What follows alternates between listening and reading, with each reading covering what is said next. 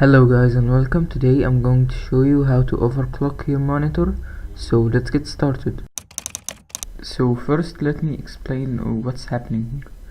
So let's say for example if you have a graphics card that can push 100 frames per second in any certain game, and you have a 60 Hz monitor. So your graphics card is pushing 100 frames per second, but your display can only process 60 frames per second. So you are seeing the 60 frames per second, not 100 frames per second. So what we are going to do is we're gonna overclock the monitor so it can process more frames per second. This is not going to improve our performance, so you are not getting any FPS increase in your games. So if your graphics card can push higher frame rate than your monitor can handle it, you will see an improvement. So actually Intel has an utility for this. So if you got in the Intel graphics control panel, if you have an Intel HD, most laptops come with Intel HD and a dedicated graphics, so you will be having this control panel. And we got in display, custom resolutions. We'll press yes on the warning, and we typed in the resolution of our monitor, and here the refresh rate. My monitor is a 60 frames per second monitor. That's a 60 Hz monitor. Hertz and FPS are kind of the same thing. They are not the same thing, but if you have a 60 Hz monitor, you can display 60 frames per second. You get my point. So if we typed in something like 70 Hz and press add, yes, continue, resolution exceeds maximum bandwidth capacity. So this is a problem in the control panel. Even if I typed in 60 and press add, yes, it exceeds. So the Intel graphics scroll panel is broken.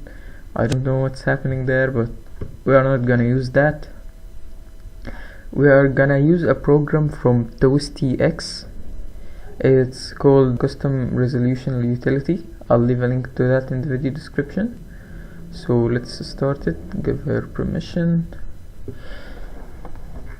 And okay, this is our program.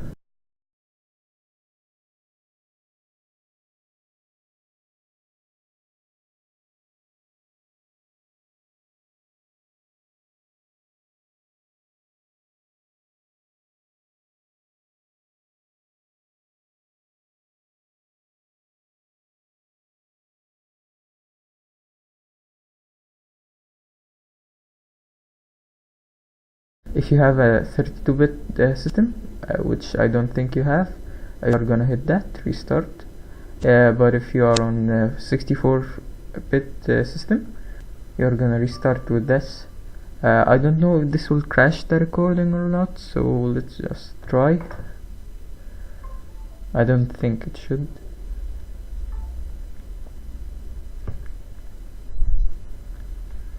Okay, so we got our little pop-up here, graphics driver restarted, and exit. So if we got in the display settings now, let's just open, and we got in advanced display settings. We are still refreshing at 60 Hz, so what's happening here? So I don't know if that's intended to happen or what, but that just doesn't do it. So we have to actually restart our system. So I'm gonna restart and get back to you. So I restarted, guys, and here in my program it's giving me 70 Hz. So we are actually running on 70 Hz right now. You won't be able to see it, but it's much smoother than 60 Hz. And to confirm that also, let's open the display settings. Let's get down to advanced display settings, and we are on 70 Hz. So guys, anything above 60 Hz is just so smooth. So 70 Hz is the higher speed that I can reach on my internal laptop monitor. So and actually, yeah, this works on internal or external monitor. It's just good. So you will start pushing it higher and higher and higher until you reach a point where your screen will look a bit weird. Mine, if I push it higher, I get white lines. Some monitors that I overclocked in my house get green lines. Some of them get like blocky effect. So it's really different, but your monitor, if you push it too hard, it will look just weird. So just tune it down to the higher thing that you can get stability on. And actually, you should do this even if your graphics card can't push 60 frames per second, because like even scrolling through the browser, browsing Facebook, Reddit, anything like that will feel much smoother on anything above 60 Hz.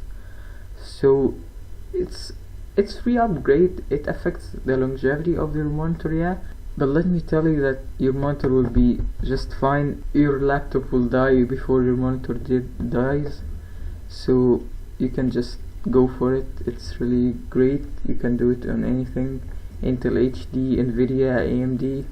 This program is pretty universal. Just try it. But let me just tell you, if you get the artifacting, just don't stay there at your screen. I actually killed the screen with this.